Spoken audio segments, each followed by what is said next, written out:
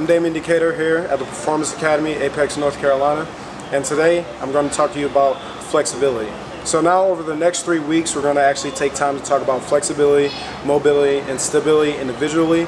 It's a common mistake. A lot of people get them confused. I'm going to talk to you about the differences between each one and kind of tell you about the importances of each and how to get better at each. But like I said, today we're going to focus on just flexibility. So let's give a definition for flexibility. So flexibility defined is basically talking about the range of motion of a joint or a system of joints. Now there's a couple different ways you can improve flexibility, but today we're going to focus on 3: passive stretching, active stretching, and static stretching. So one type of passive stretch you can do is a partner stretch. Here we're doing a hamstring partner stretch. Right now I'm stretching out Kyle, and basically the partner stretch is your partner is actually doing all the work for you. It's passive because you aren't putting any energy into the actual stretch. As I said, the partner is doing all the actual labor and stretching for you.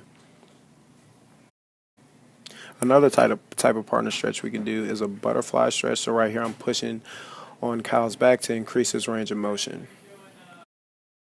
So here I'm doing an active stretch. An active stretch is just when either the agonist or the antagonist muscle is working during the actual stretch. So here is actually a tricep stretch, but I'm contracting my bicep in order to get more range of motion throughout my tricep.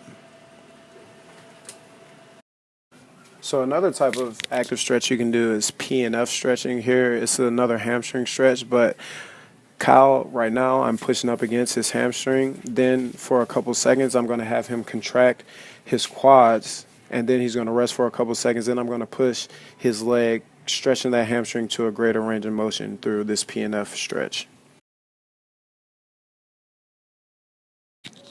Last but not least, we have a static stretch. And static stretching is basically reaching and holding that stretch at the same range of motion for about anywhere between 10 to 30 seconds. Here is a hamstring static stretch.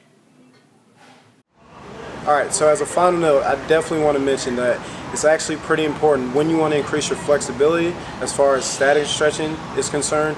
You want to do that post-exercise, post-competition. Reason why is because 30 seconds plus of static stretching actually decreases performance. And after you work out, after you compete, whatever it is that you do, after you move, those muscles are a lot more warm, so they're going to be a lot more elastic than they are prior to exercise. So make sure as you static stretch or as you actively stretch or passive stretch, you do that post-competition, post-workout. I'm Damien Decatur, and this was your Tuesday Tip.